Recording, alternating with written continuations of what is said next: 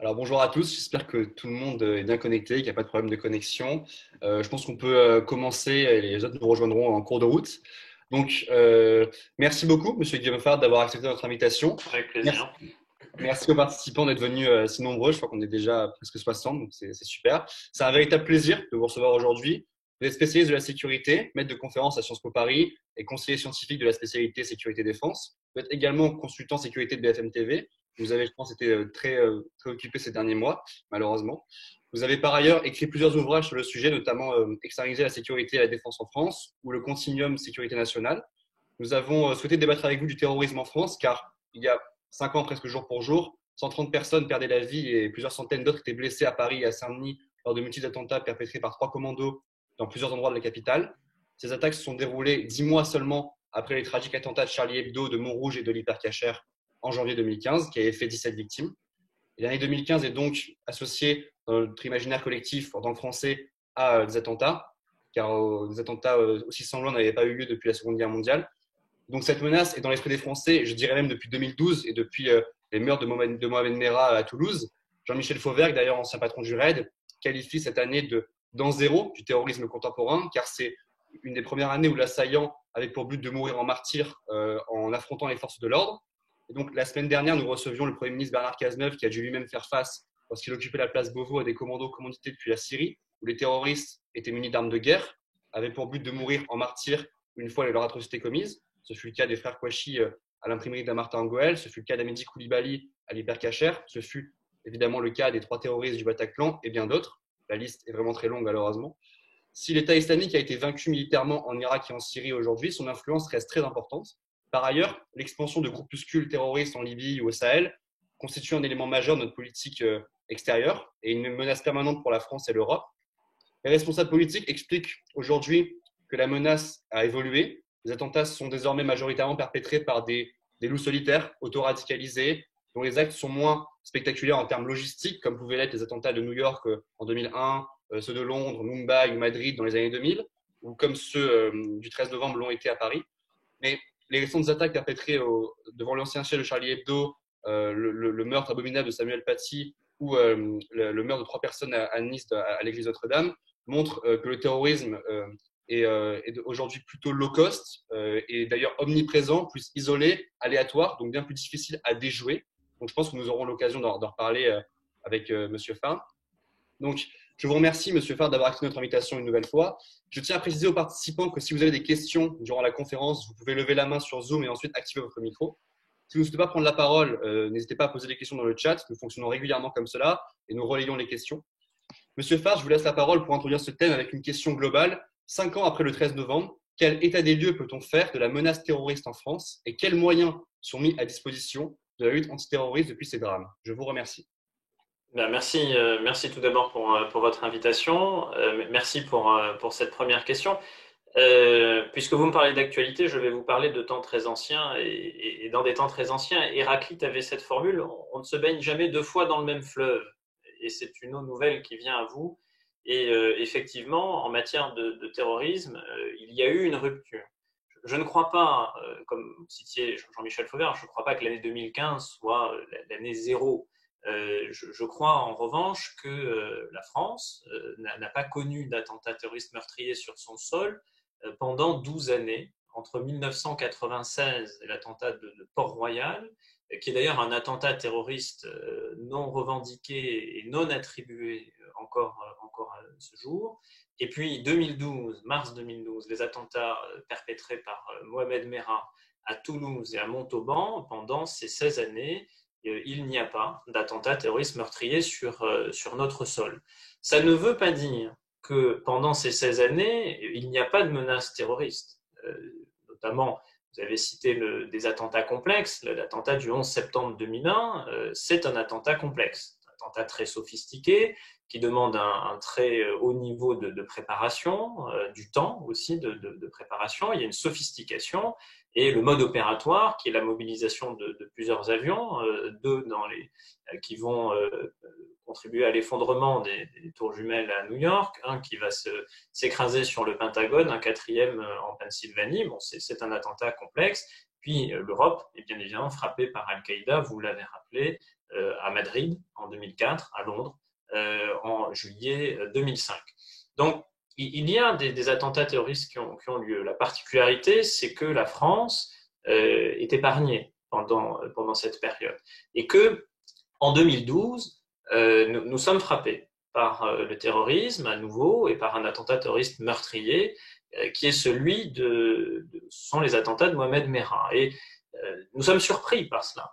Nous sommes surpris parce qu'au départ, d'ailleurs, si vous vous en souvenez, nos services de renseignement ne comprennent pas les motivations des premiers homicides. Un temps, d'ailleurs, la piste d'un terrorisme d'extrême droite qui s'en prendrait à des militaires français d'origine maghrébine pour certains est un temps exploré avant d'être abandonné. Et en 2012, on se rend compte qu'un individu qui est français, qui a fait plusieurs séjours, alors non pas en zone syro-irakienne, mais en zone afghano-pakistanaise, s'est entraîné et commet des attentats particulièrement sordides, le plus sordide étant probablement celui commis à l'école juive aux Arts à Torah, où il s'en prend notamment à une petite fille qu'il exécute très, très froidement et en filmant tout cela avec une caméra GoPro qu'il s'était préalablement procurée.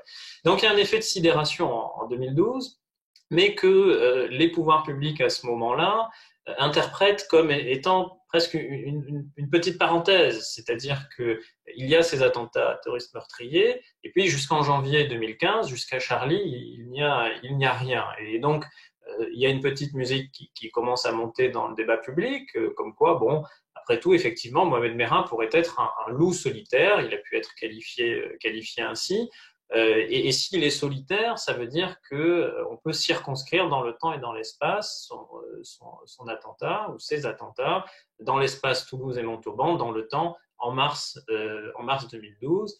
Et donc, ce serait ainsi une parenthèse. Mais arrive effectivement cette année 2015 avec les attentats de Charlie de l'Hypercacher au mois de janvier, et puis, vous l'avez rappelé également, les attentats du 13 novembre, au point que, non pas le 13, mais le 16 novembre, devant le Parlement réuni en congrès à Versailles, François Hollande, président de la République, monte à la tribune et avec beaucoup de solennité prononce ces mots: la France est en guerre. Ce sont 5 mots qui résonnent, qui claquent, et donc cela voudrait dire que nous serions passés de l'autre côté du miroir, en tout cas que nous serions rentrés dans une autre époque où nous aurions changé d'état au sens qu'il y aurait un état de paix puis ensuite un état de guerre, et que donc cette année 2015, je ne dirais pas que c'est l'année zéro de la menace terroriste, il y avait une menace terroriste. En tout cas, cette année 2015 aura été une année de bascule d'une situation qui est considérée comme une situation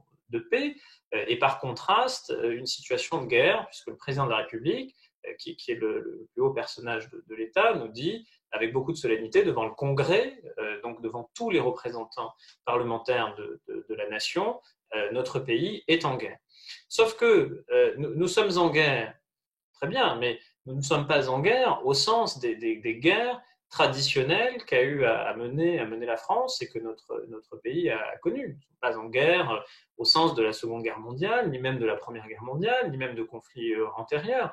Nous ne sommes pas en guerre au sens où il y aurait l'invasion terrestre d'une armée constituée en uniforme qui viendrait détruire nos infrastructures et s'en prendre à notre population. On n'est pas en guerre au sens classique, au sens traditionnel et au sens historique. Et donc, quand on dit à une nation qu'elle est en guerre, forcément, ça la renvoie à des images de notre histoire, du temps long de notre histoire, de notre passé commun. Et chaque citoyen se rend bien compte que ces images ne sont pas en adéquation avec la réalité, puisque au quotidien, nous vivons selon un mode de vie qui est plutôt un mode de vie de société pacifiée. Nous avons des comportements qui sont des comportements permis par le fait que nous vivons dans un univers pacifié et que nous n'avons pas à redouter ce que redoutent des civils, par exemple, sur un théâtre d'opérations extérieures ou sur une zone de guerre. Donc il y a un contraste, il y a un décalage entre d'un côté une déclaration du président de la République « nous sommes en guerre » et de l'autre une situation qui n'a pas les aspects ou les caractéristiques communes de la guerre. Et donc, ce qui fait qu'on a du mal à saisir dans quel état exactement nous nous trouverions. et qu'on livre une guerre, mais on livre une guerre contre un ennemi qui n'est pas matérialisé comme l'ennemi est matérialisé en temps de guerre. Il n'est pas matérialisé par une armée constituée avec des uniformes. On ne connaît pas ses positions et c'est un ennemi qui peut surgir à tout moment et commettre un attentat terroriste. Et c'est peut-être en cela que déjà il y a un changement. Alors maintenant, si on veut un temps analyser la menace elle-même et son évolution. En 2015, effectivement, nous sommes frappés par le terrorisme djihadiste, par Daesh en particulier, qui revendique l'attentat du 13 novembre 2015, selon un mode opératoire qui se veut relativement élaboré, un attentat préparé à l'avance, depuis l'étranger. Les commandos sont partis de la Belgique. Un attentat qui est un attentat multisite. Il y a Saint-Denis, le Stade de France, il y a les terrasses de l'Est parisien, il y a le Bataclan, il y a plusieurs auteurs et il y a surtout des cibles secondaires. C'est-à-dire que tous les membres du commando ne se sacrifient pas ce soir-là. Je mets de côté le cas très particulier de Salah Abdeslam, on pourrait y revenir si vous voulez, mais je m'arrête un instant sur celui d'Abdelhamid Abaoud. Abdelhamid Abaoud, lui, ne se suicide pas le soir du 13 novembre, il a une idée bien précise d'autres attentats et des enquêtes depuis, qui ont été menées notamment par la Direction générale de la sécurité intérieure, ont mis à jour des projets.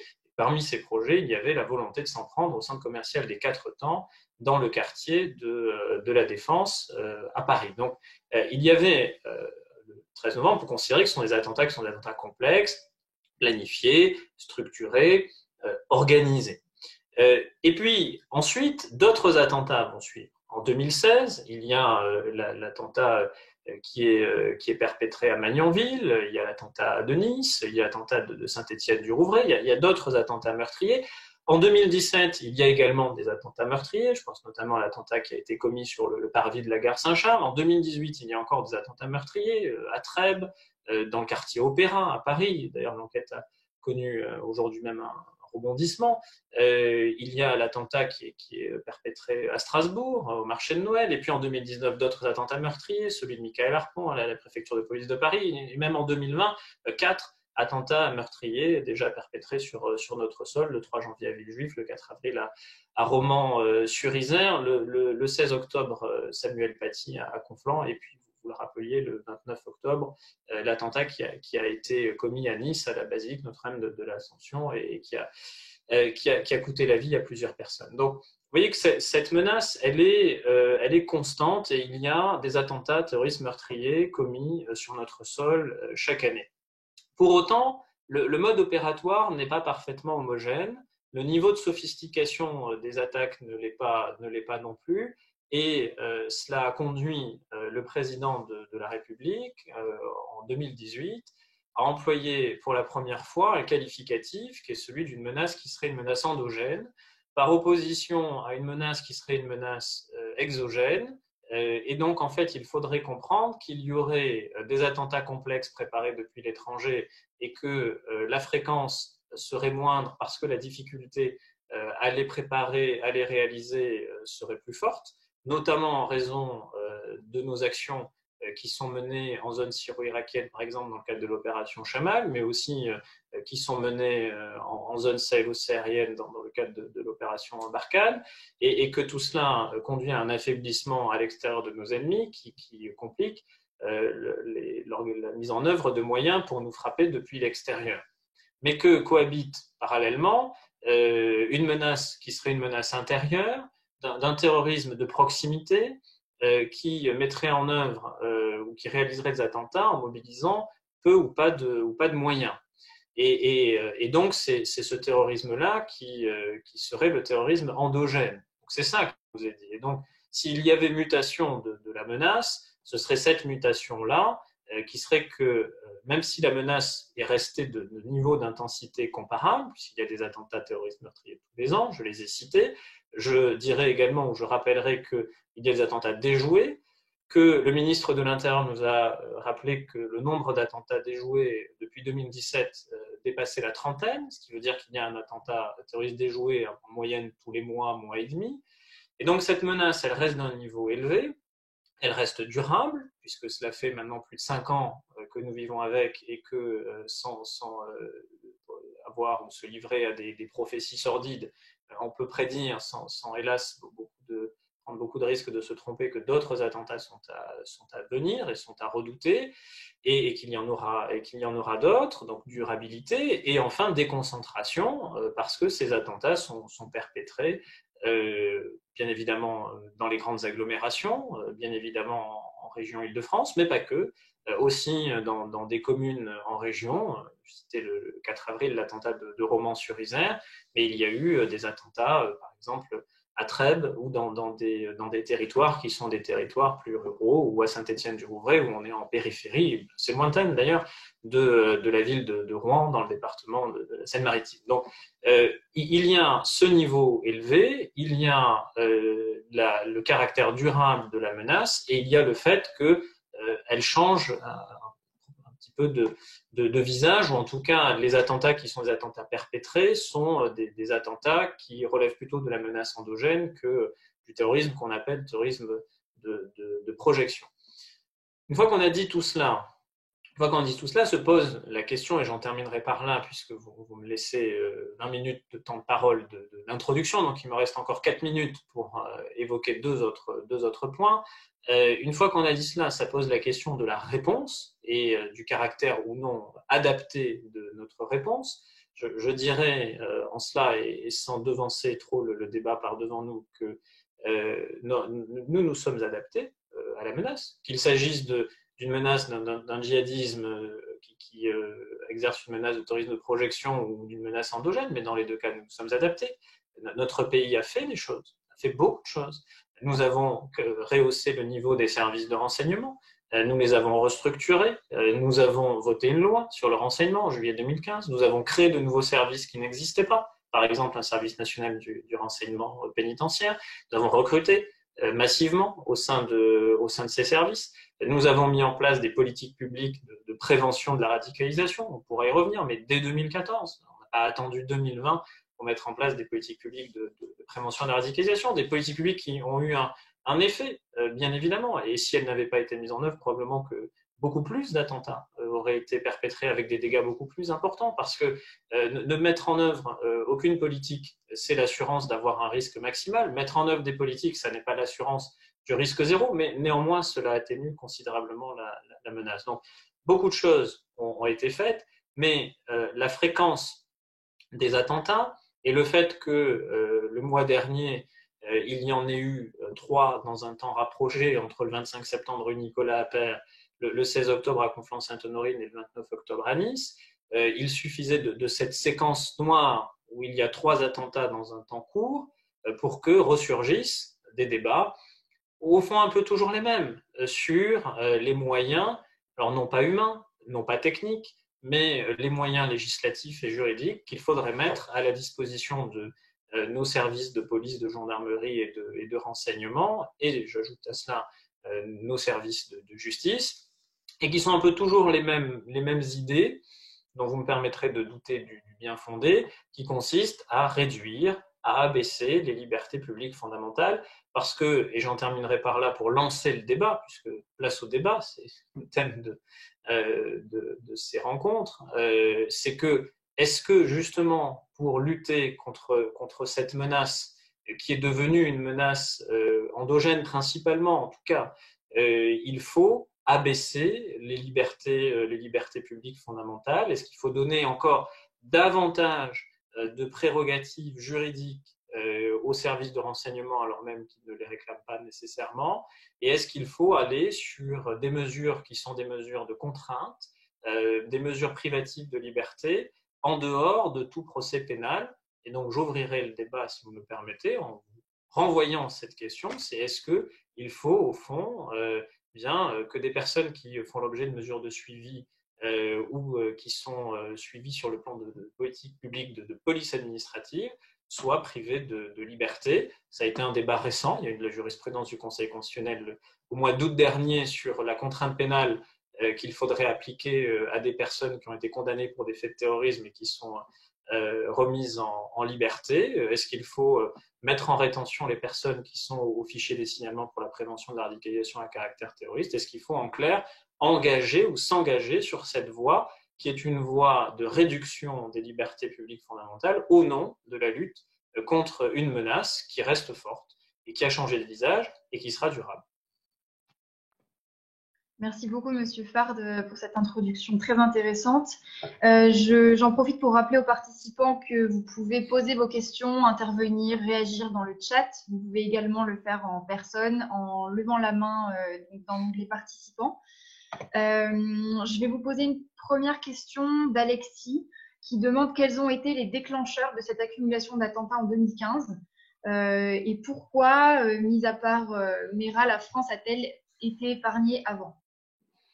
Je vais peut-être commencer par la deuxième question. En fait, quand il y a la vague d'attentats des années 2000, qui sont des attentats complexes organisés notamment par Al-Qaïda, puisque à cette période-là, en termes de djihadisme international, c'est Al-Qaïda qui tient le haut du pavé.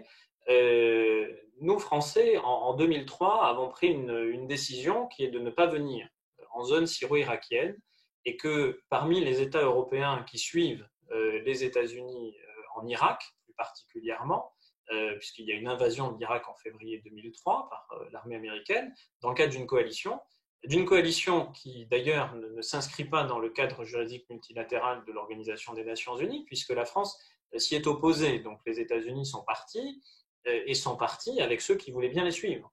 Et dans ceux qui voulaient bien les suivre, il y avait leurs alliés, et certains de leurs alliés. L'Espagne, de José María Aznar, qui à ce moment-là suit bien évidemment les États-Unis par atlantisme, parce que le parti d'Aznar est atlantiste. Et puis, il y a la Grande-Bretagne, l'Angleterre plus précisément, de Tony Blair, qui décide de suivre aussi les Américains en Irak à ce moment-là. La France fait un choix différent, dont on peut déduire que ça lui a valu peut-être d'être un peu moins menacé que d'autres États. Et il est vrai que l'Espagne et la Grande-Bretagne ont été frappés par Al-Qaïda, qui leur a reproché notamment de s'être engagés en Irak aux côtés des Américains. Ça peut être une explication, mais ça n'est pas toute l'explication. Il y a aussi une part liée au travail de nos services de renseignement qui ont pu démanteler des réseaux. Il ne faut pas oublier que la menace d'Al-Qaïda, elle avait cette particularité qu'elle était une menace d'une assez grande sophistication. Dans ce qui différencie probablement Al-Qaïda de Daesh, il y a le fait que Al-Qaïda, c'est une propagande qui est une propagande complexe, assez austère, en langue arabe, que les combattants sont recrutés puis entraînés par Al-Qaïda, que l'organisation est pyramidale. D'ailleurs, Al-Qaïda veut dire la base, hein, c'est notamment de la pyramide, on peut le voir comme ça, et que les cibles sont désignées. Donc tout cela est très structuré et donc forcément, ça donne lieu à des actes préparatoires qui sont détectables. Et nos services de renseignement ont détecté certains. Maintenant, pour répondre à la deuxième question, quels ont été les déclencheurs de cette accumulation d'attentats en 2015 ? Il y a le fait qu'à partir de 2012, 2013 et surtout 2014, il y a une accumulation de départ de nos ressortissants en zone syro-irakienne, plusieurs centaines, puis ensuite on dépasse le millier et au temps maximum de l'État islamique, on sera arrivé quasiment à 2000. Donc il y a des départs très importants de nos compatriotes dans cette zone syro-irakienne. C'est d'ailleurs ce qui inquiète fortement le ministère de l'Intérieur. Vous receviez la semaine dernière Bernard Cazeneuve, il a dû vous dire que en 2014, quand il prend ses fonctions place Beauvau, il est alerté par notamment le directeur général de la sécurité intérieure, qui est à l'époque Patrick Calvar, et qui lui dit nous avons une grande difficulté, c'est que beaucoup de nos compatriotes s'en vont en zone syro-irakienne avec l'intention de combattre sur place, mais aussi avec l'intention de revenir, et de revenir pour frapper la France. Et donc cela, bien évidemment, ça explique que la menace est plus importante, d'autant que l'enracinement territorial, l'assise territoriale de Daesh lui permet de disposer de moyens et de moyens logistiques qui sont mis au service de combattants qui voudraient venir frapper la France. Donc, ça explique aussi pourquoi on a cette vague d'attentats à partir de 2015. Le dernier élément, et j'en termine là, c'est la force de la propagande numérique. Daesh, contrairement à Al-Qaïda, dont la propagande était une propagande, je le disais, plutôt austère, il y a d'autres organisations terroristes, le Jabhat al-Nusra, l'État islamique, qui, eux, ont une propagande qui a épousé tous les codes de la communication moderne, avec des vidéos qui sont plutôt bien réalisées d'ailleurs, avec une présence intense sur les réseaux sociaux, sur les applications mobiles comme Telegram, et qui recrutent, qui incitent à agir.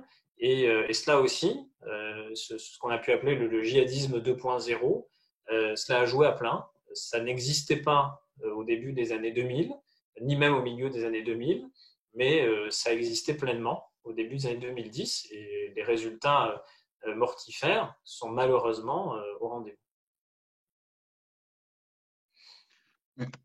Merci pour votre réponse. Peut-être pour réagir par rapport à la question sur laquelle vous avez ouvert le débat.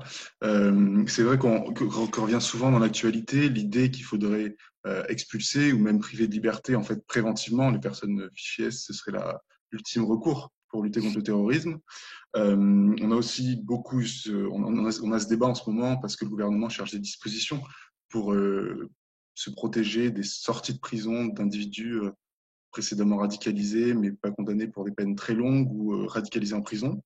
Et finalement, est-ce que vous pourriez nous éclairer déjà sur combien de personnes ça concerne? Si on mettait en place une telle mesure, quelle en serait l'efficacité? Parce qu'on a vu par exemple aussi à Nice, il me semble que le terroriste n'était pas connu. Et à quelle proportion on priverait la liberté d'un certain nombre d'individus? Et peut-être pour finir, comment devient-on fiché S en France? Selon quels critères? Car il me semble qu'il y a quelques années, j'avais entendu que pour avoir fait passer des migrants dans son coffre entre le nord de la France et l'Angleterre, une personne s'était retrouvée fiché S. Donc, est-ce que vous pouvez nous éclairer là-dessus? Bon, il y a beaucoup de questions dans votre question. Alors, j'essaye de les prendre dans l'ordre. D'abord, concernant les fiches, il y a un fichier qui est à la disposition des services de police dans notre pays, qui est le fichier des personnes recherchées. Et au sein du fichier des personnes recherchées, vous avez différentes catégories qui sont associées à des lettres. Par exemple, la lettre M pour les personnes mineures, bien, vous avez la lettre S pour les atteintes potentielles à la sûreté de l'État. Donc ça, ce sont les fiches S.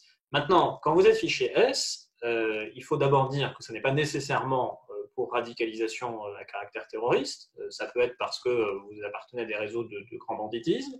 Ça peut être parce que vous êtes un activiste violent. Ça peut être également, ça peut paraître surprenant, mais à des fins de mesures de protection, dans le cadre notamment d'enquêtes qui sont menées, parce que quand vous êtes fiché S et que, admettons, vous vouliez quitter le territoire national pour partir en week-end ou en voyage d'agrément, automatiquement, ça allume une petite lumière, c'est une mise en éveil et ça informe les enquêteurs qu'il y a eu une activité de la personne qui est fichée. Donc, c'est une mesure qui est en plus une mesure de surveillance. Ça ne veut pas dire que vous êtes coupable de quoi que ce soit, ça veut dire qu'il y a dans cet outil de travail de l'information à la disposition des services de renseignement pour le moment où admettons, s'ils estiment qu'après ils ont des éléments probants, des éléments tangents et convergents, ils peuvent aller les remettre à un magistrat, et là on passe dans un autre registre, dans un autre régime qui est celui de l'enquête judiciaire, ce qu'on appelle la judiciarisation. Mais avant ce temps,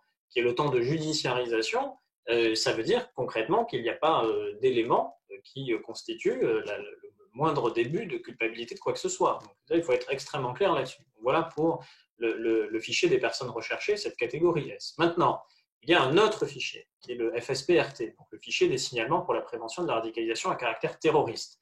Celui-ci, il est mis en place d'ailleurs au moment où Bernard Cazeneuve est ministre de l'Intérieur et ne concerne que et seulement les personnes qui sont des personnes que l'on suspecte de radicalisation ou de prêter assistance à des personnes radicalisées ou d'être en lien à des degrés divers avec des personnes radicalisées, sans qu'encore une fois, cela fasse de vous un coupable de quoi que ce soit. Vous n'avez, pour l'heure, pas nécessairement commis d'infraction pénale, même très rarement. Donc le sujet, c'est, encore une fois, c'est un sujet de mise en éveil. Combien de personnes? 22 000. Comment y rentre-t-on? Bien, par le travail des services de renseignement, mais aussi par les signalements. Quand il y a des signalements, et que des signalements, par exemple, de l'entourage, qui dirait, mais mon frère, mon fils a changé de comportement, il a changé d'attitude, c'est très étrange, il s'est replié sur lui-même, il est devenu beaucoup plus religieux, enfin, ce genre de choses, ce genre de comportement qui dénote une rupture avec notamment un système de valeurs, avec une vie sociale antérieure et plus ouverte. Bien, ces signalements-là, quand ils parviennent au préfet dans les départements, parce que ces signalements peuvent venir de la famille, mais ils peuvent venir des acteurs sociaux, ils peuvent venir des services de l'éducation nationale, ils peuvent venir des associations. Bien, ce signalement, il peut ensuite être confié à des services spécialisés comme l'unité de coordination de la lutte antiterroriste. Et puis arrive le moment où on considère que oui, ces signalements sont inquiétants et qu'il faut suivre la personne. Et à ce moment-là, on l'inscrit au FSPRT, au fichier des signalements pour la prévention de la radicalisation à caractère terroriste. Donc on peut entrer dans ce fichier, on peut aussi en sortir, parce qu'à un moment donné, un service de renseignement considérait que bon, il n'y a plus vraiment de raison que vous soyez une fiche au sein de ce fichier. D'ailleurs, j'ajoute, puisque vous m'interrogez sur les chiffres, que sur ces 22 000, il y a 8 000 fiches actives. Donc, ce qui veut dire que si vous livrez au calcul, il y a 14 000 fiches qui ne sont pas dites actives. Donc, une fiche active, c'est quelqu'un qui est suivi plus activement par un service de renseignement parce qu'on considère que ces agissements nécessitent un suivi plus fin. Et concernant les étrangers, puisque vous me posiez la question sur les étrangers, il y a sur 22 000 un petit peu plus de 4 000 étrangers. Et sur ces 4 000 étrangers, il y en a précisément 851 qui sont en situation irrégulière sur notre territoire. Si vous voulez aller encore dans le détail des chiffres, sur ces 851, il y en a 661 qui ont d'ores et déjà fait l'objet de mesures d'éloignement. Et sur ces mesures d'éloignement, il y en a 428 qui ont déjà quitté la France. Ce qui veut dire qu'il n'en reste plus que 231 sur 661 à expulser. Mais sur ces 231 qui restent à expulser, il y en a 180 qui sont incarcérés. Donc, si vous faites encore une fois un calcul mathématique, ça veut dire qu'il n'en reste plus que 51 à effectivement expulser de notre territoire.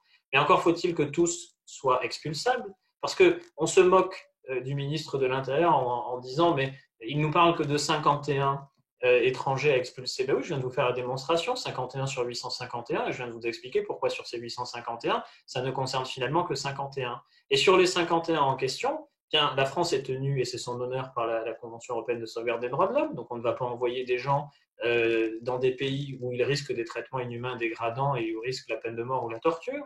Ça n'est pas possible, et fort heureusement que ça n'est pas possible. Et de la même manière, il faut des accords consulaires, puisqu'il y a des accords diplomatiques dans ce monde, donc on ne va pas aller renvoyer des gens dans des pays qui n'en veulent pas, et donc il faut négocier. Il faut parfois même s'assurer que la personne est bien ressortissante du pays auquel elle dit être liée. Parce que vous avez des cas où vous avez des gens qui vous disent être de telle nationalité, mais le pays le récuse, et il faut le démontrer. Et enfin, et on l'oublie trop souvent, il y a des gens dont on ne veut pas perdre la trace, et pour lesquels il serait complètement contre-productif pour un service de renseignement de les renvoyer et de perdre tout lien. Parce que si on perd toute trace et qu'on perd tout lien, on se retrouve avec des gens qui sont dangereux depuis l'extérieur de notre territoire, et parfois il vaut mieux les maintenir sous surveillance à l'intérieur. Donc voilà pourquoi ce sujet est un sujet complexe, voilà pourquoi il ne faut pas l'appréhender de façon simpliste, et voilà pourquoi aussi il est complètement inepte de prétendre vouloir avoir des mesures de rétention administrative de personnes fichées. D'abord, je rappelle que c'est anticonstitutionnel. Alors quand on dit cela, les partisans de ces mesures vous disent qu'il faut changer la Constitution. Mais bien sûr, changeons la Constitution, allons jusque-là. Donc au final, qu'est-ce qui va différencier notre régime d'autres régimes qui sont des régimes dictatoriaux? Parce que la démocratie, et il faut peut-être en arriver là, a une valeur différentielle. C'est-à-dire que la valeur de la démocratie, elle émerge dans la comparaison avec les autres régimes politiques. Et quels sont ces autres régimes? Les dictatures. Et quels sont les avantages de la démocratie par rapport aux dictatures? Le fait que dans notre pays, on est condamné dans le cadre d'un procès pénal sur la base de preuves, qu'on peut discuter des preuves, qu'on peut discuter des moyens d'acquisition. Ça marchait bien, maintenant j'ai plus de... Contradictoire. Il y a quelqu'un qui a laissé son micro ouvert, donc je disais dans le cadre du principe du contradictoire et dans le cadre du principe du droit au procès équitable, et enfin avec des droits de la défense qui sont garantis. C'est tout cela, la démocratie. Donc si maintenant on vous enlève cela, moi je pose une question très simple, c'est qu'est-ce qu'il reste pour nous distinguer des dictatures?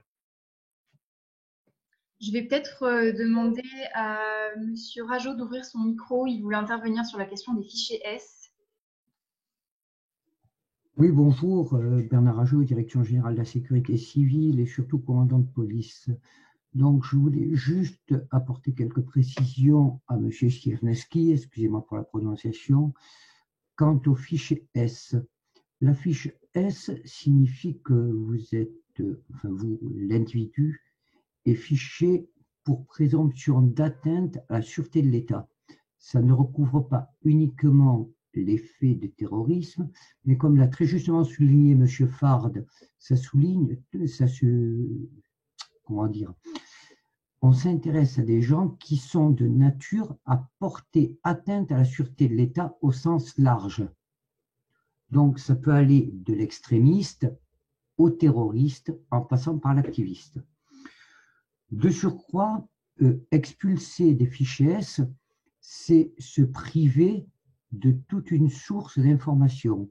Tout simplement parce qu'un fichier S est suivi par les services de police, ce qui permet de découvrir d'autres relations, ce qui permet de découvrir d'autres personnes, ce qui permet de découvrir d'autres domiciles et par là même de pouvoir éventuellement remonter des réseaux, remonter des filières, remonter même des financements.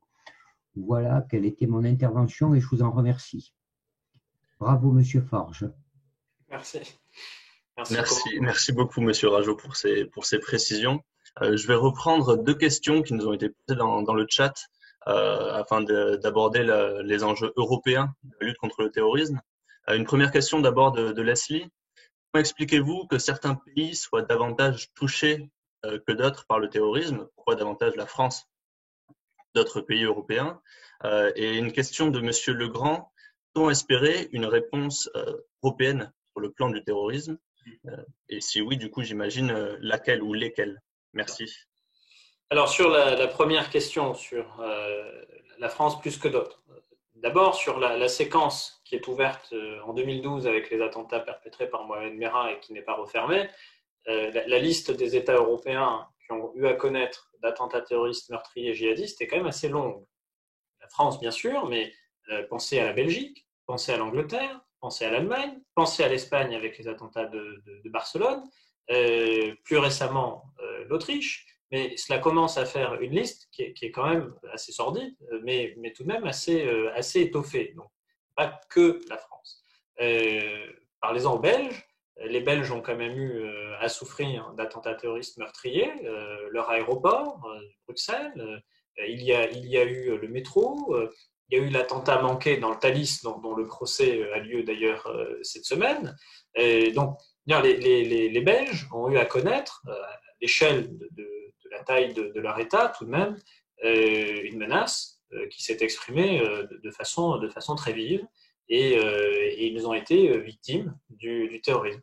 Les Anglais ont encore connu des attentats terroristes récemment, que ce soit à Reading, que ce soit à Londres.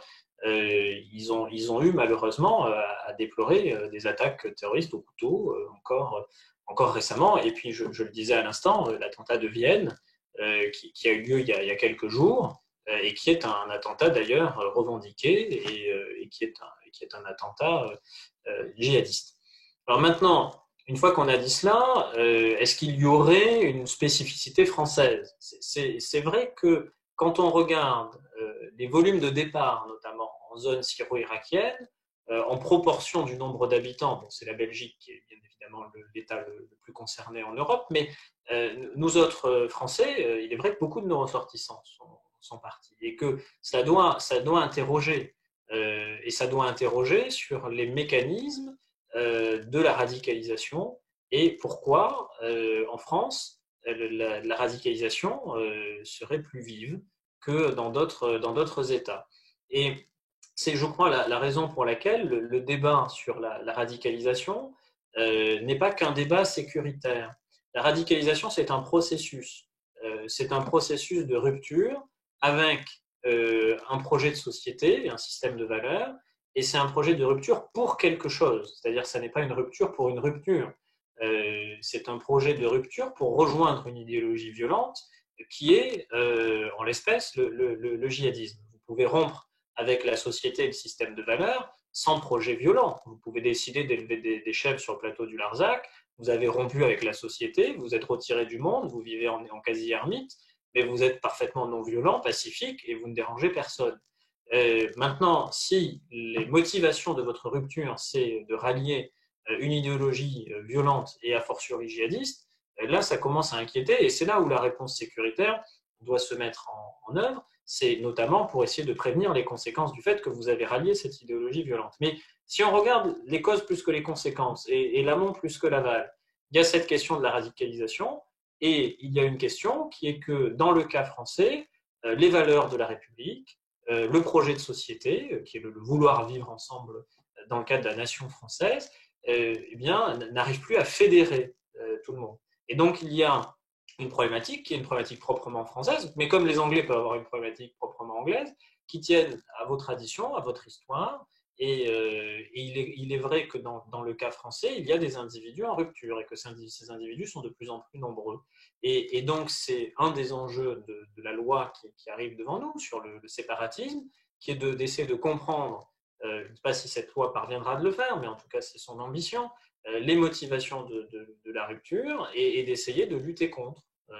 Et donc, dans le cas français, il est vrai que les Français peuvent se distinguer par d'autres États sur le fait qu'il y a une part de leurs concitoyens qui ne se reconnaît plus dans un système de valeurs, dans un projet de société, ce faisant est plus perméable aux idéologies violentes, en tout cas qu'elles basculent plus volontiers. Maintenant, sur l'autre question qui était la réponse européenne, je voudrais dire que la réponse européenne, elle existe déjà, que les États membres de l'Union européenne n'ont pas attendu qu'il y ait plus récemment cet attentat à Vienne et les déclarations d'Emmanuel Macron qui s'en sont suivies pour s'interroger sur des moyens de lutte communs contre le terrorisme. Enfin, regardez l'action de Gilles de Kerchove. Enfin, je veux dire, c'était pas un personnage fantoche. Il y a eu des actions très concrètes. Je vous en citais au moins 2 ou 3. Il y a eu la directive européenne sur le contrôle des armes. C'est quand même pas rien d'avoir fait une directive européenne sur le contrôle des armes. Combien d'attentats terroristes meurtriers ces dernières années ont été perpétrés avec des armes à feu? Et parmi les attentats terroristes meurtriers qui ont été perpétrés en Europe avec des armes à feu, combien l'ont été avec des armes de guerre? Eh bien, vous vous rendez compte qu'assez peu.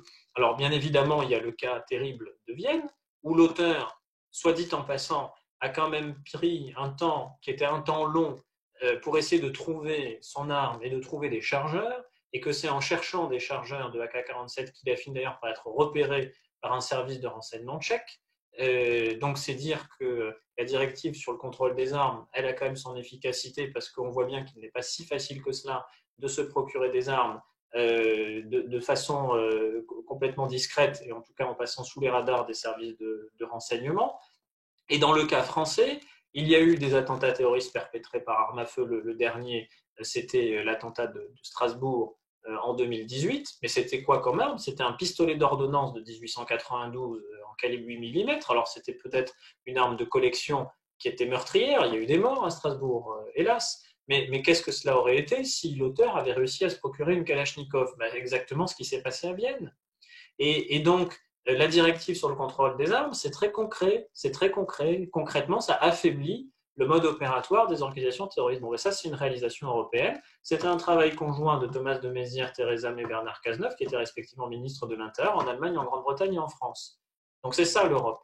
Deuxième exemple, les PNR, le passager en Record. Le fait d'aller et de progresser vers la constitution d'un fichier des voyageurs, c'est une grande réalisation, ça a été considérablement renforcé et ça permet de bénéficier d'informations qui sont des informations précises. Ça aide les services de police et les services de renseignement. C'est aussi une réalisation à mettre au crédit de l'Union européenne, le renforcement de Frontex, le renforcement du travail des différentes agences comme Europol, comme Eurojust, comme le Collège européen de police dans une certaine mesure. Enfin, il y a beaucoup de choses concrètes qui ont été faites et il y a même eu des choses concrètes qui ont été enclenchées. Alors certes, on pourra dire que c'est toujours imparfait, pour discuter avec les opérateurs des réseaux sociaux, pour essayer justement de parvenir à un meilleur contrôle de ce qui s'y dit. Donc, l'Europe fait beaucoup de choses. Ça se sait peut-être pas suffisamment. Peut-être que je vous apprends, hélas, des choses en vous disant cela. Mais l'Union européenne a fait quand même pas mal entrepris pas mal d'actions en la matière. Donc, on ne peut pas dire que rien ne se passerait. Ça n'est pas vrai. Maintenant, est-ce qu'il faut faire plus? La réponse est bien évidemment oui. Mais ça veut dire que tous les États doivent y consacrer davantage de moyens, y compris ceux qui se pensent peut-être un petit peu plus à l'abri de cette menace ou moins concernés. Merci beaucoup, Monsieur Fard. Je vais reprendre une question de Monsieur Legrand qui se demande si nous avons beaucoup de chiffres et d'informations sur les organisations terroristes et si on peut craindre la formation d'autres groupes sur des continents où il y a moins d'activités terroristes telles que l'Asie ou autres. Le djihadisme est un phénomène mondial. Et donc, étant un phénomène mondial, il n'est malheureusement pas réductible à une zone géographique en particulier. La particularité de l'État islamique, c'est d'avoir été un État, là où d'autres organisations terroristes n'avaient pas réussi à revêtir cette forme, soit qu'elles ne le voulaient pas, soit qu'elles ne le pouvaient pas. Maintenant, l'opération Chamal et l'action de la coalition internationale a fait qu'à l'exception peut-être de la poche d'Idlib, il ne reste plus grand-chose de l'État islamique. Donc, de ce point de vue-là, les effets ont été bénéfiques. Maintenant, du djihadisme international, il y en a au Yémen, il y en a en Afghanistan, il y en a en Afrique, en zone sahélo-saharienne, mais pas que, il y en a dans la Corne de l'Afrique, et il y en a même jusqu'au Mozambique. Et si vous suivez l'actualité internationale, vous avez dû voir que la situation est quand même très dégradée au nord du Mozambique, dans Cabo Delgado, où il y a des katibas, je ne sais pas comment il faudrait les qualifier, en tout cas des organisations structurées qui commettent des actions et des exactions localement.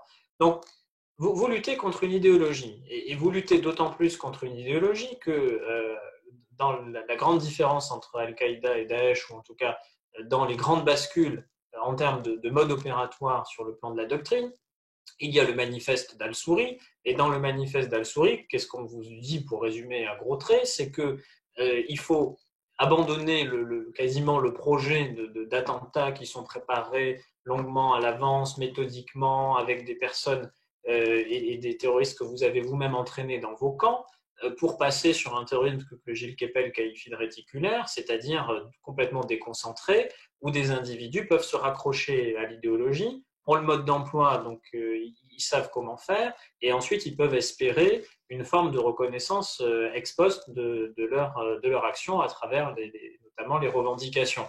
Bon, mais cela, quand vous avez ça, ça veut dire que c'est le monde entier qui est menacé par ce mode opératoire.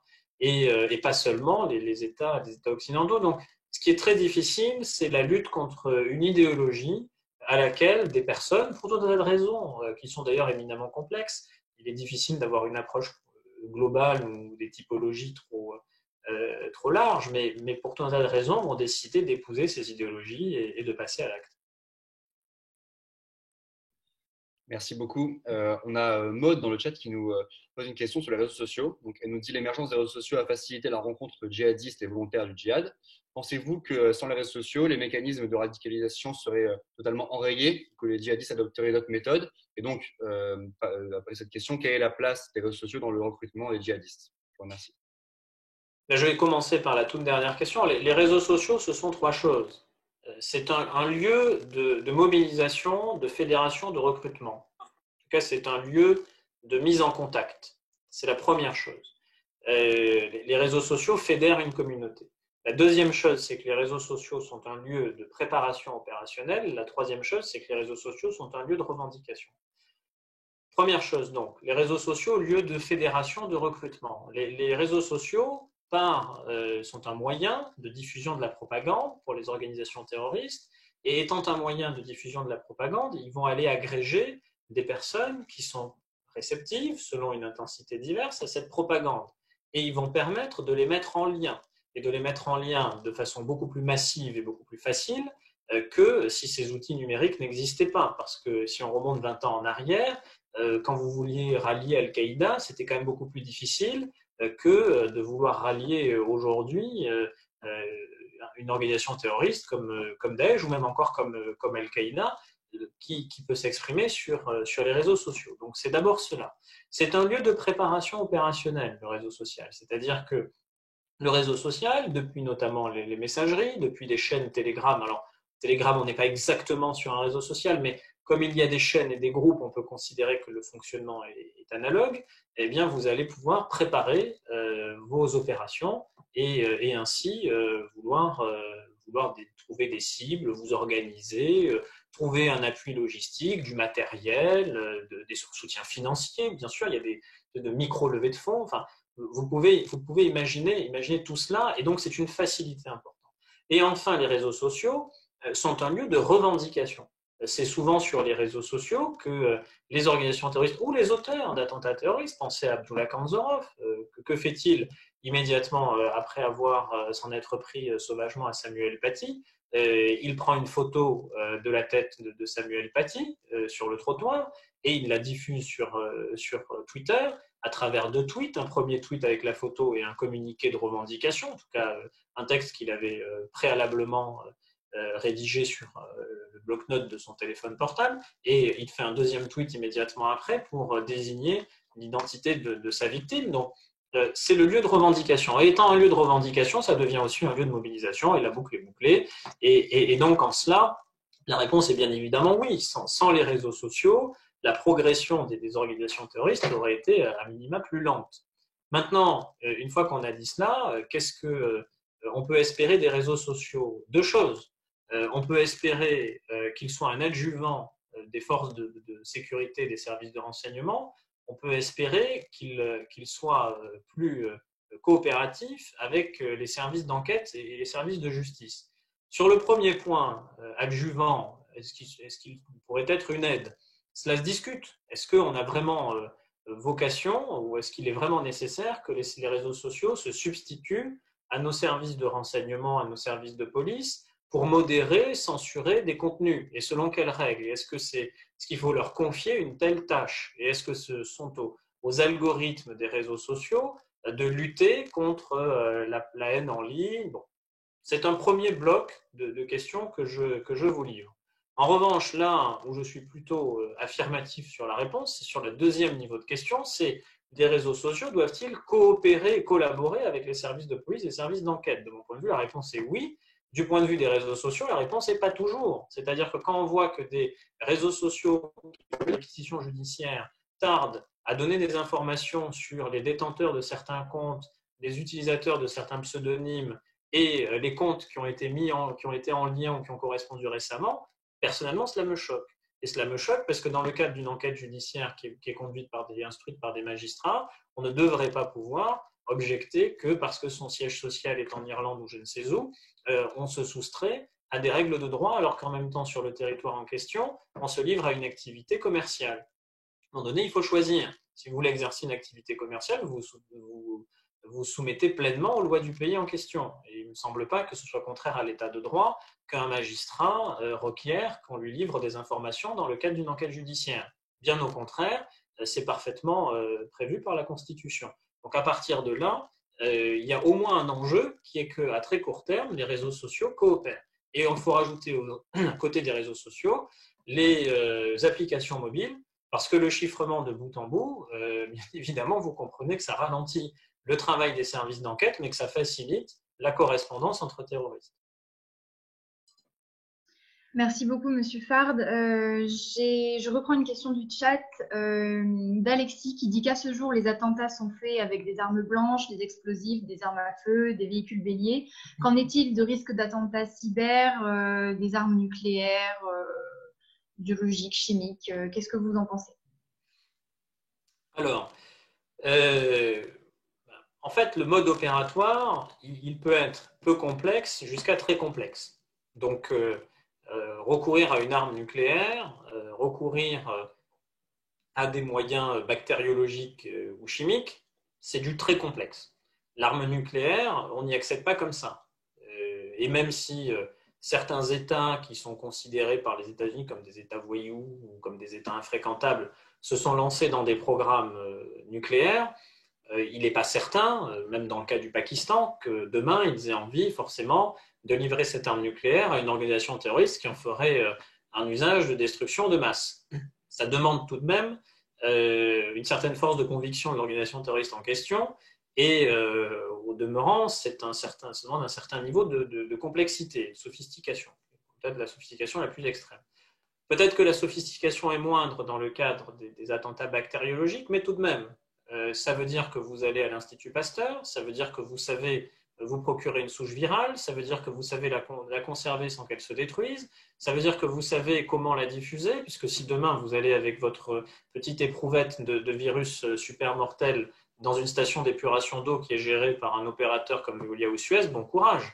Bien, ça demande quand même un niveau de connaissance, de préparation et même de méthode qui est fort heureusement pas à la portée du premier venu, sans compter que tous ces actes préparatoires, parce qu'ils sont complexes, vous rendraient détectables ou plus facilement détectables par nos services de renseignement. Alors, ça ne veut pas dire que ça n'est pas possible, mais ça veut dire en tout cas que c'est très difficile à mettre en œuvre. Maintenant, en considérant la cyber, le niveau de difficulté n'est pas le même.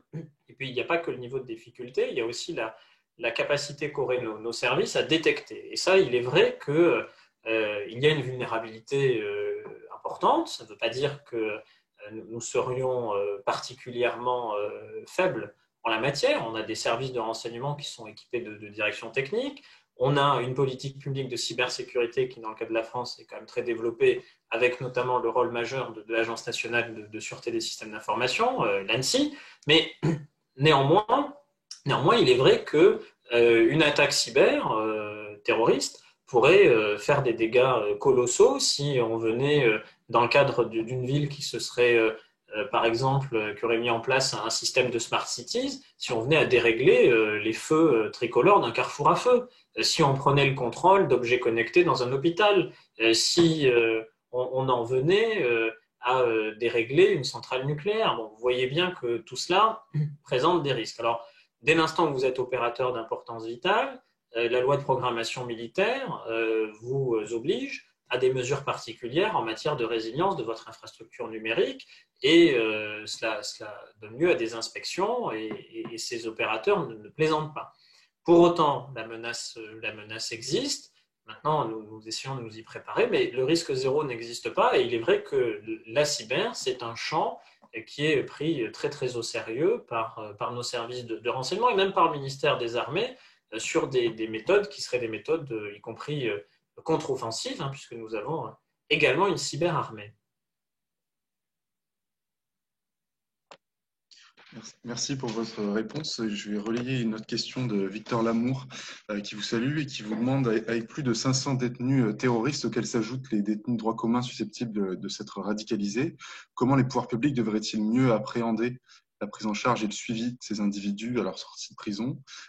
Et ça fait un peu écho à ce qu'on se disait au début. Quel cadre l'état de droit permet-il pour ces mesures?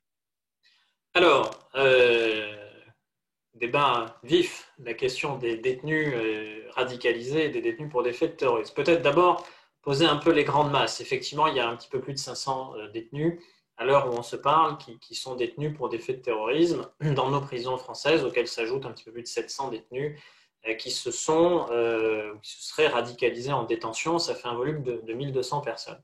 Concernant les sorties, soyons également très précis, depuis 2015, il y a eu 150 détenus condamnés pour des faits de terrorisme qui sont sortis de prison. Cette année 2020, il y a eu 83 détenus qui ont été libérés, et il y en aura 12 qui le seront d'ici la fin de l'année, ce qui portera les chiffres à 95.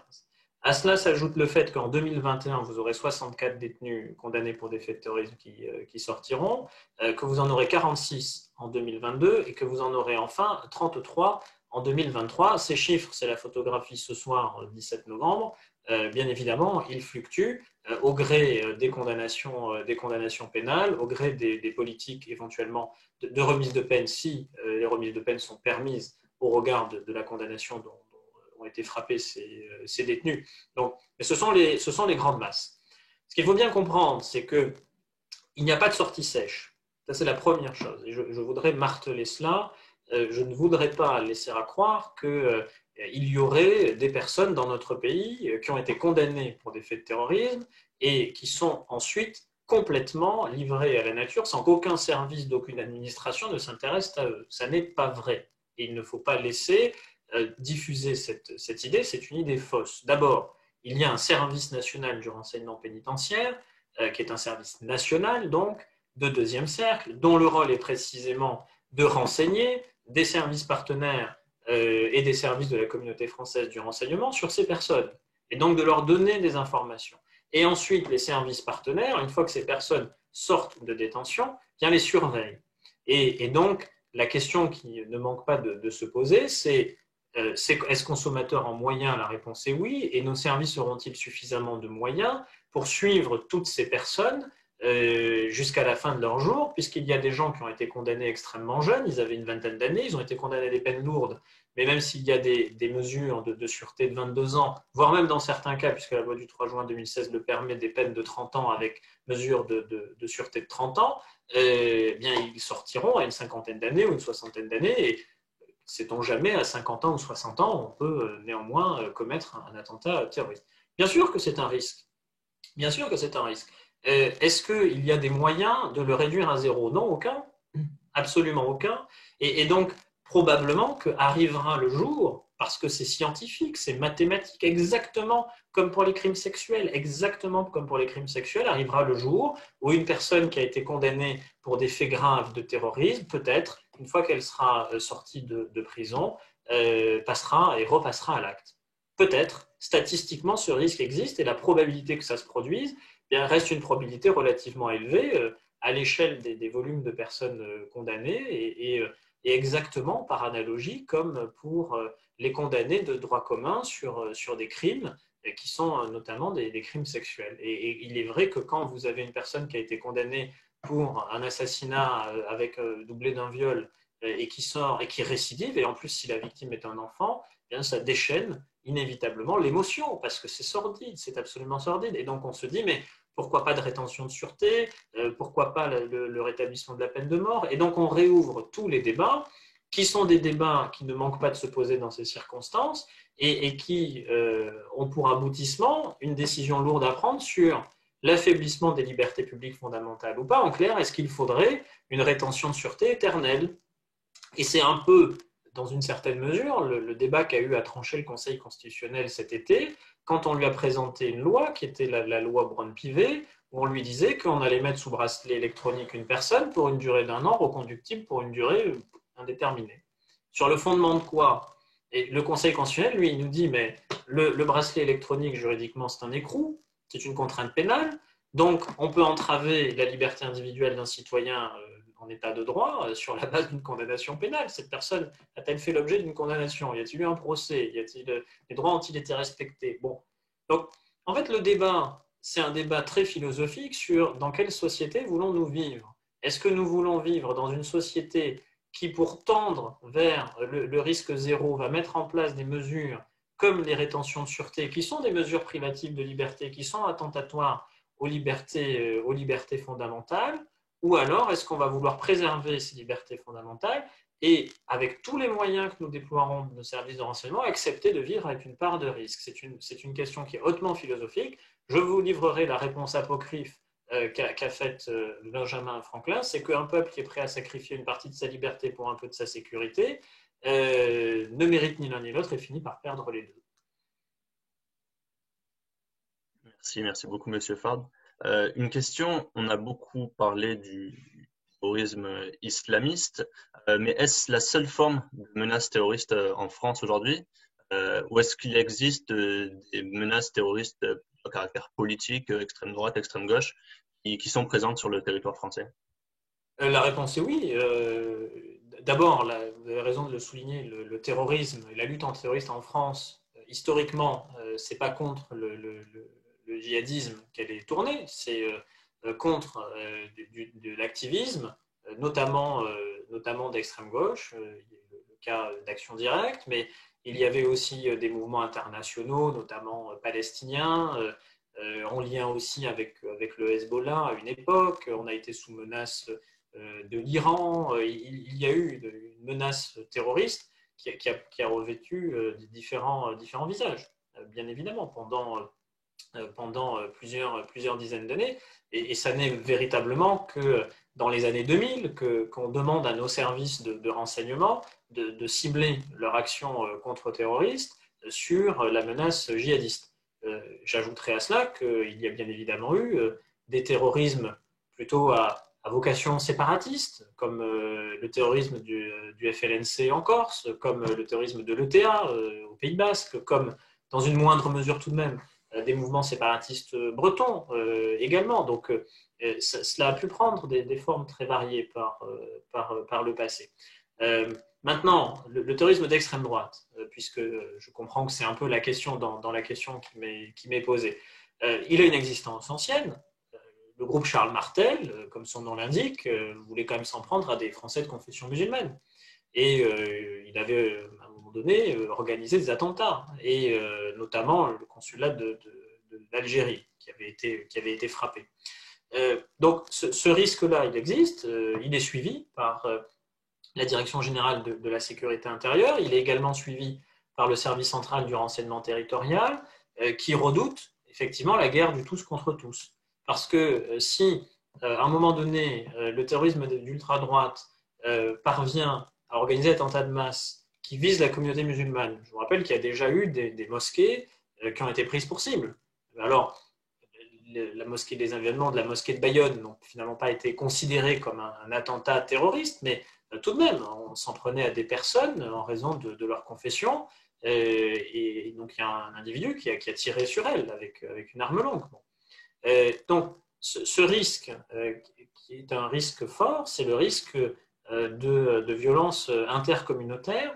On fait parfois dire un peu à tort à Patrick Calvar, en tordant une citation qu'il avait eue devant les parlementaires en audition en commission, qu'il y a un risque de guerre civile. Ce n'est pas exactement ce qu'il a voulu dire, mais en tout cas, il est vrai que si le terrorisme d'extrême droite parvenait à frapper violemment la communauté musulmane et que la communauté musulmane, en réponse, voulait frapper violemment d'autres communautés au titre de représailles, alors là, oui, il y aurait un risque de casser complètement les logiques d'unité nationale et de basculer dans la guerre civile, comme à d'autres moments où notre pays a pu être désuni. Les guerres de religion, la France en a connu, peut-être dans des temps anciens, mais c'était néanmoins très, très fortement attentatoire à l'unité du pays. Merci beaucoup.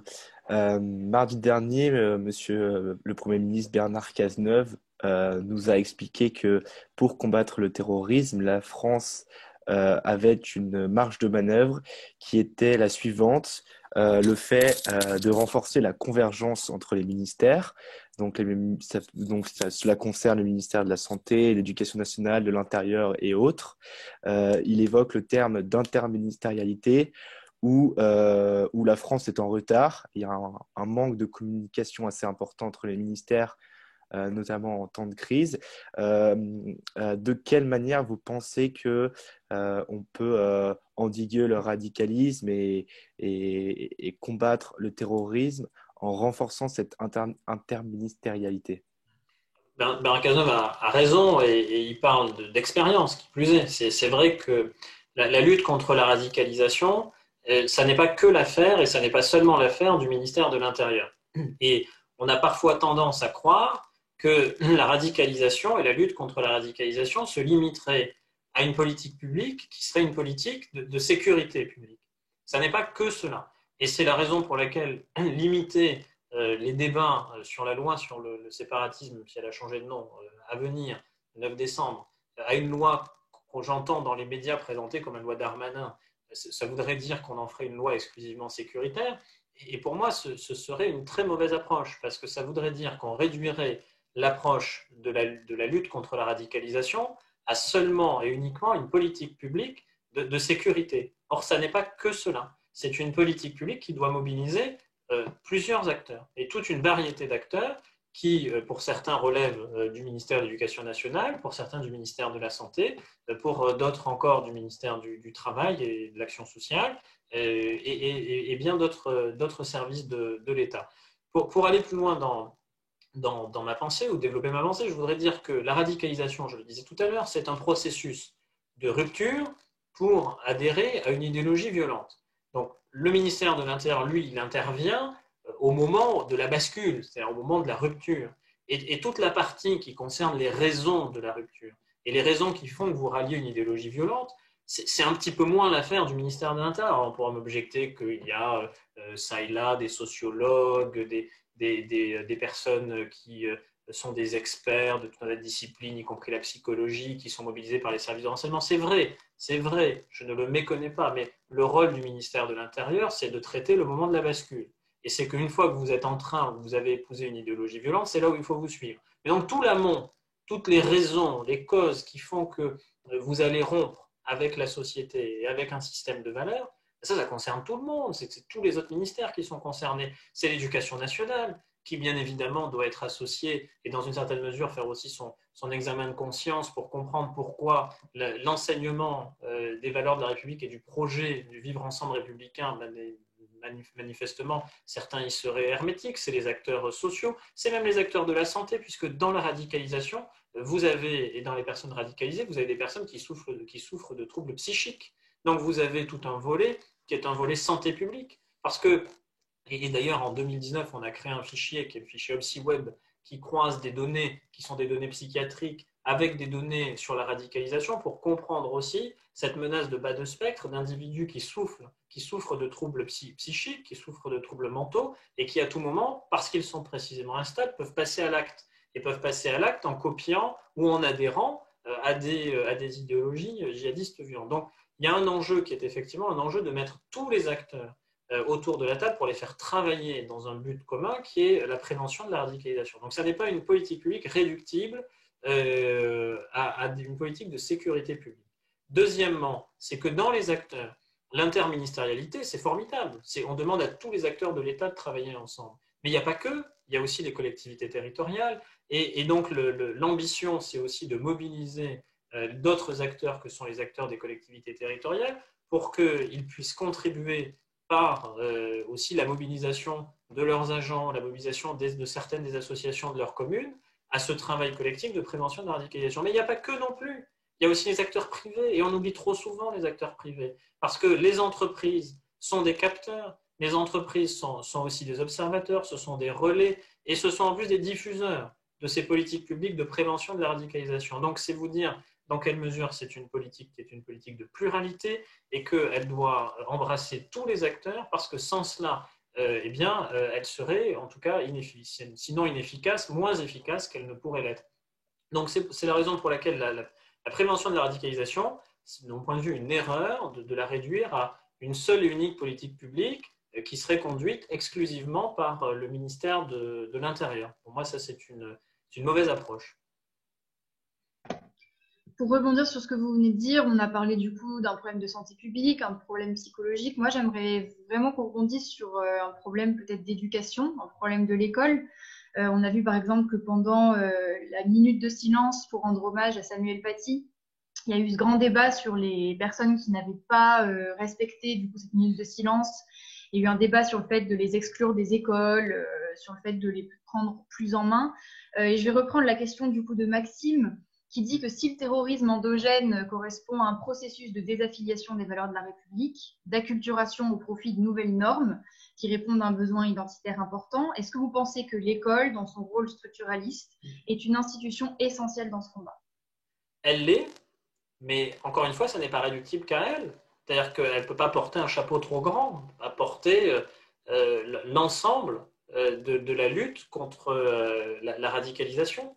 Comme je le disais à l'instant, la lutte contre la radicalisation, c'est un ensemble d'acteurs qui doivent se mobiliser. Alors bien sûr, on se tourne souvent, et par facilité parfois, vers l'école en disant « attendez, messieurs les enseignants, vous avez failli. Comment se fait-il que vous, qui êtes en charge d'une mission, qui est une mission d'éducation, de diffusion des valeurs, vous voyez bien, les gens n'adhèrent pas suffisamment aux valeurs, donc c'est que vous les diffusez mal. Bon, c'est un discours qui est un peu réducteur. Il y a bien évidemment des publics qui sont peut-être moins réceptifs que d'autres, ou en tout cas auprès desquels il est plus difficile de faire passer certaines valeurs, mais ça n'est pas que à l'école de porter cela. C'est-à-dire qu'il y a une politique publique qui est une politique publique sociale, il y a une politique publique qui est une politique publique de la ville, il y a des politiques qui sont effectivement des politiques éducatives, mais il y a un ensemble de politiques publiques. Et donc, on va dire que c'est à l'école, à elle seule, avec l'enseignement et je sais pas quel est le nombre d'heures hebdomadaires qui est consacré à l'enseignement moral et civique, mais de porter la lutte contre la radicalisation. Ça n'est pas raisonnable de dire cela.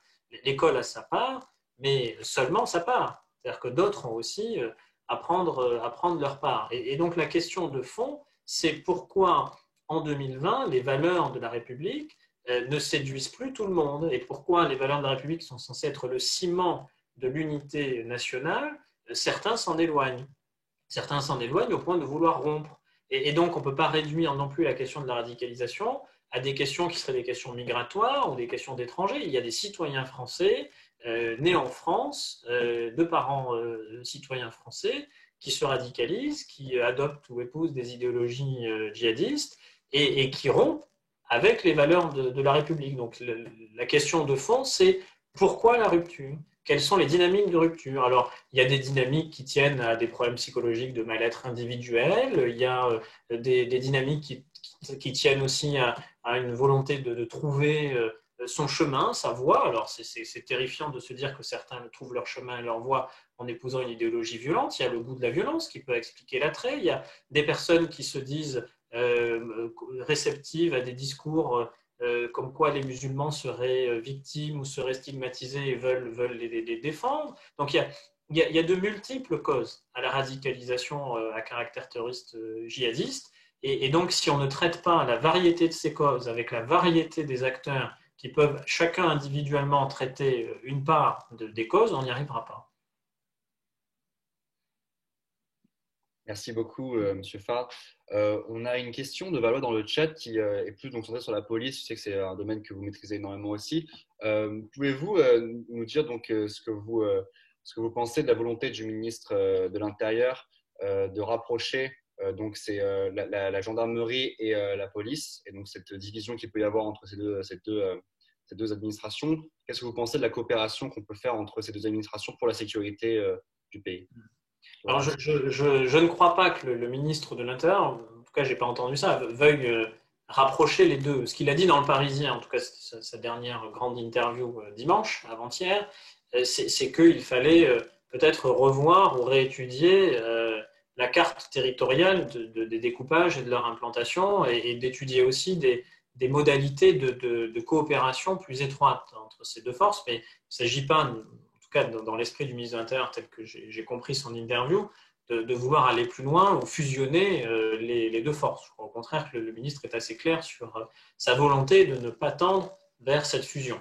Je crois d'abord il faut préciser que la police nationale et la gendarmerie nationale sont deux forces qui n'ont pas la même histoire, qui n'ont pas les mêmes traditions, et qui n'ont pas non plus exactement les mêmes missions, et qui ne sécurisent pas les mêmes territoires. Et donc, ils ne sont pas d'ailleurs confrontés exactement à la même nature de problématiques de sécurité publique, de délinquance, et même dans une certaine mesure, dans le judiciaire, on peut aussi trouver des distinctions entre la criminalité auxquelles sont confrontés les gendarmes en zone gendarmerie et les policiers en zone police.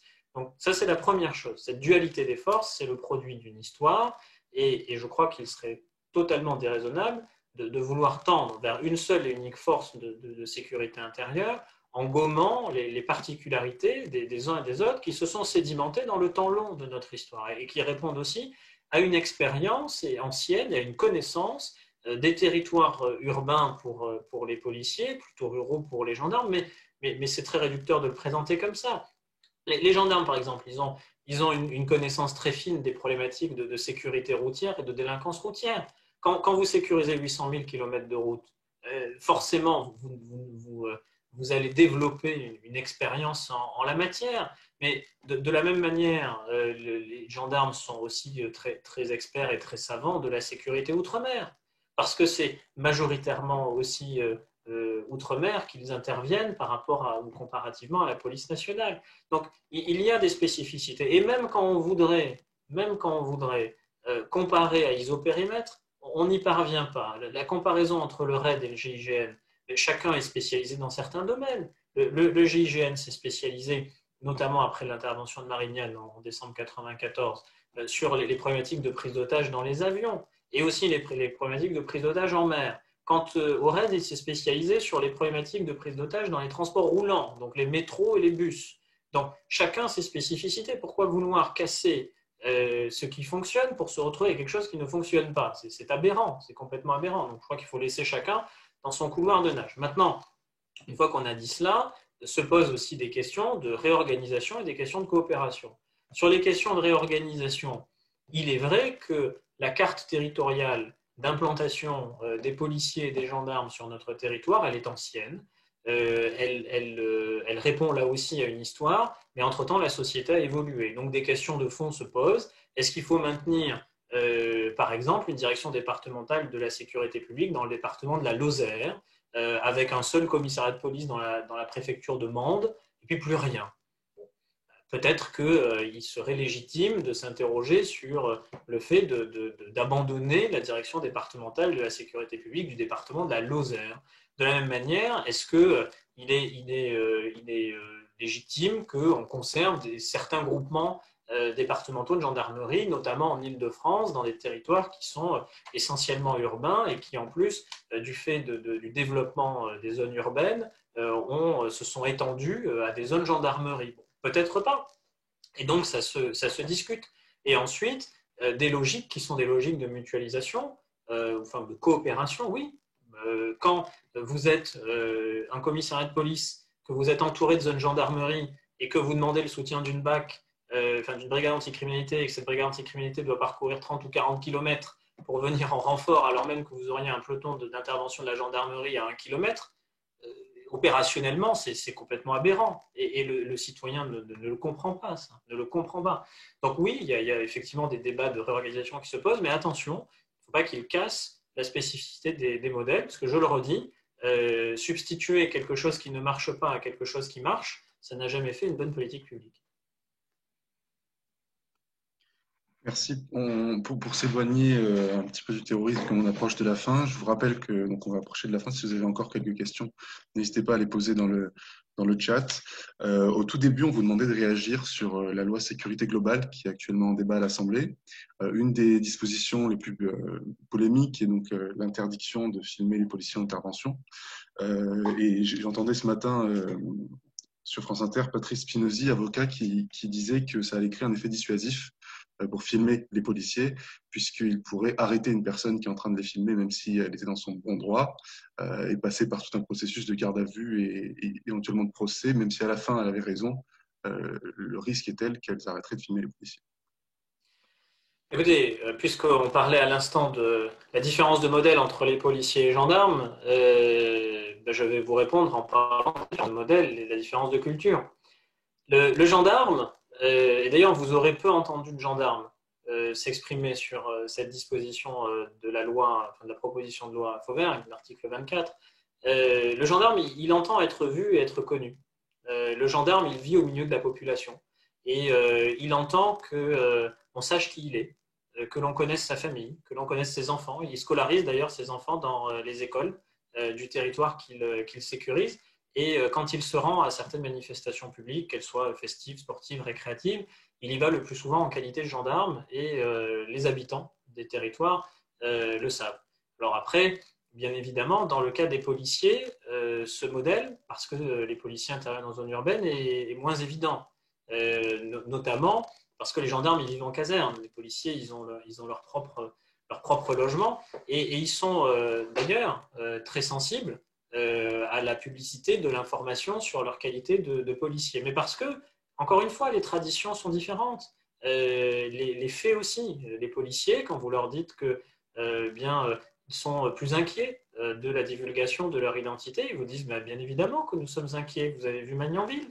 On a trouvé l'adresse d'un fonctionnaire de police et on est venu l'assassiner à son domicile avec sa compagne et on a laissé un enfant de 3 ans seul dans la pièce avec le terroriste qui aujourd'hui est orphelin de père et de mère.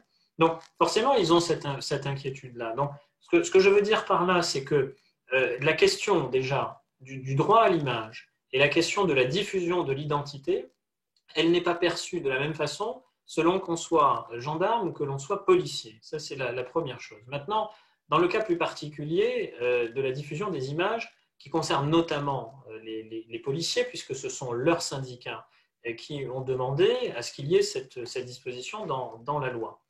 Que l'on appelle à la haine, que l'on appelle à s'en prendre à des policiers, que l'on les livre en pâture sur les réseaux sociaux, c'est proprement inacceptable.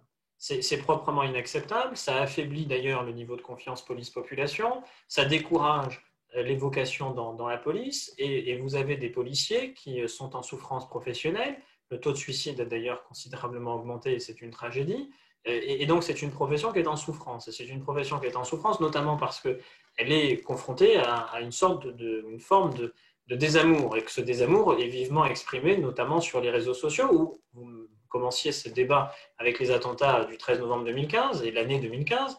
On est passé d'une année 2015 où Renaud chantait « J'ai embrassé un flic » à une année 2020 où on hurle en manifestation à des policiers « Suicidez-vous ». Donc, vous voyez le revirement. Et ce revirement, les policiers en sont victimes et en souffrent. Donc forcément, être livré en pâture sur les réseaux sociaux, ça leur déplaît. Et il y a un malaise, et il faut écouter ce malaise parce qu'il est sincère, et il est l'expression d'une souffrance qui est une souffrance réelle. Maintenant, sur la disposition de la loi en tant que telle, une fois qu'on a dit et qu'on a posé tout ce contexte, cette disposition de la loi, juridiquement, elle est bancale, parce qu'on veut créer une infraction pénale spécifique qui est liée à la diffusion d'images, mais pas à la diffusion d'images en tant que telle, à la diffusion d'images avec une intention. Et une intention de blesser psychiquement un fonctionnaire de police ou un militaire de la gendarmerie, ou alors dans l'intention de lui nuire sur le plan physique. Donc déjà, cette caractérisation de l'intention, elle n'est pas évidente. Et il est probable que cette disposition de la loi soit censurée par le Conseil constitutionnel sur ce seul fondement, c'est-à-dire du fait que cette infraction pénale, elle sera quand même très difficile à matérialiser. Maintenant, je réponds enfin à votre question, je ne dérobe pas sur la dissuasion. Bien, il est évident aussi que quand vous êtes journaliste militant, et peut-être plus militant que journaliste, et que vous allez au contact des forces de l'ordre pour les filmer, et en temps réel, parce que parfois c'est même en direct, diffuser cette vidéo et que sous cette vidéo, en temps réel, se retrouvent des commentaires qui sont des commentaires constitutifs d'ailleurs d'outrage à personnes dépositaires d'autorité publique, qui appellent à la haine, qui appellent au meurtre, etc. Il est évident que sur ce fondement-là, et sur le fondement de ces dispositions de la loi, les autorités entendent agir. Et entendent agir, c'est que quand certains journalistes militants ou militants journalistes bien connus vont se présenter, probablement qu'ils vont être écartés. Et donc, nécessairement, bien, ils ont une attitude aujourd'hui qui est de dénonciation de cette disposition de la loi en disant que des affaires, comme l'affaire Benalla, comme l'affaire du Burger King, comme l'affaire du croche-patte, Christophe Castaner a dit qu'on ne faisait pas de croche-patte à l'éthique, enfin, toutes ces vidéos-là qui ont permis de mettre à jour des comportements qui, au sein de la police nationale, étaient contraires à la déontologie, bien évidemment, les journalistes disent mais vous vous rendez compte, on ne pourra pas convenablement travailler.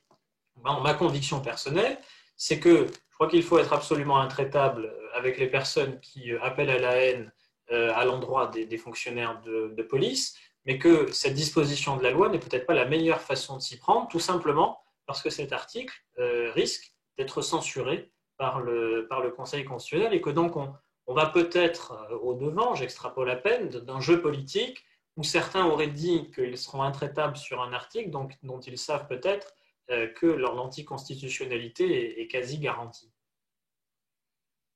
Merci beaucoup. Juste pour rebondir sur ce que vous venez de dire, vous avez cité la chanson de Renaud, J'ai embrassé un flic entre Nation et République. C'est très significatif que 5 ans après, justement, on ait des slogans ACAB, même chez les jeunes. Enfin, c'est c'est assez révoltant, moi, je trouve. Et vous, comment est-ce que vous pensez qu'on peut restaurer justement ce lien entre la police et l'autorité de la police et la population qui est en ce moment assez fragile?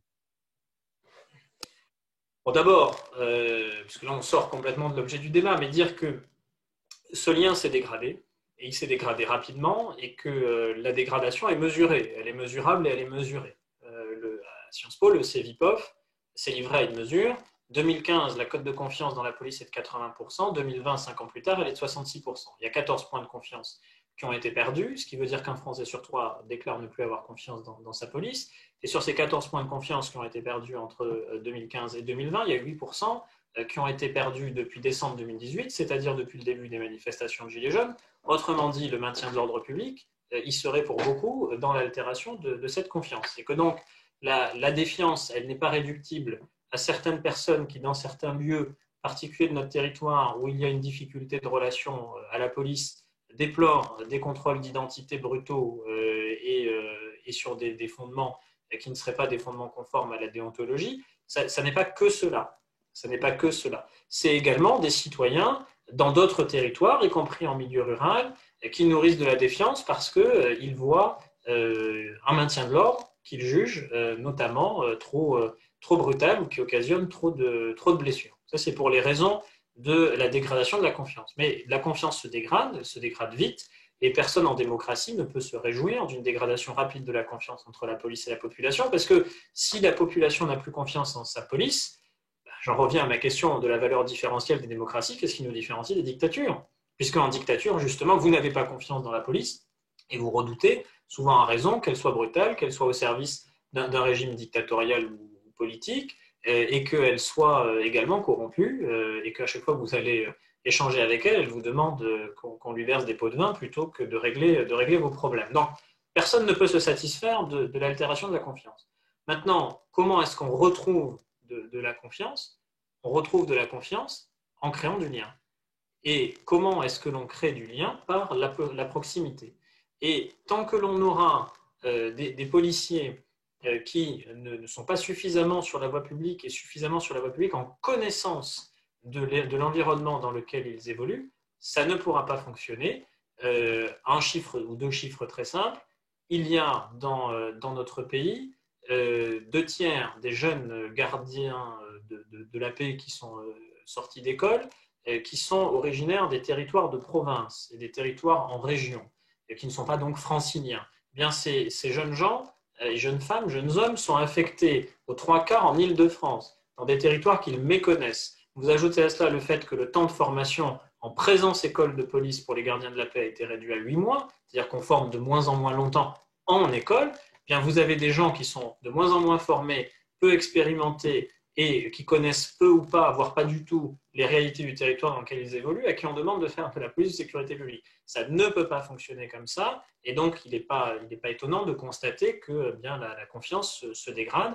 La confiance, c'est aussi beaucoup la connaissance mutuelle, et que si en tant que policier, quand vous allez au contact d'un citoyen, vous ne le connaissez pas et vous redoutez qu'il soit violent ou qu'il s'en prenne à vous physiquement, et que d'un autre côté, quand vous êtes citoyen, vous voyez un policier, vous ne le connaissez pas et vous redoutez qu'il soit brutal ou qu'il ne respecte pas la déontologie, il est évident que ça ne peut pas fonctionner.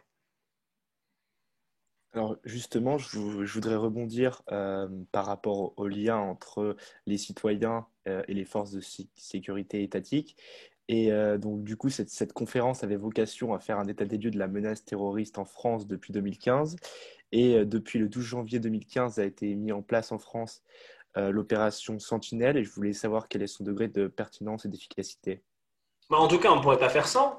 La preuve, c'est que l'opération Sentinelle, elle est mise en place immédiatement après les attentats de Charlie et de l'Hypercacher, et que 5 ans et demi plus tard, l'opération Sentinelle, non seulement elle est toujours en vigueur, mais en plus, il a été annoncé qu'elle allait être rehaussée et qu'on allait passer de 3 000 à 7 000 hommes, et que 4 000 hommes supplémentaires allaient venir en renfort.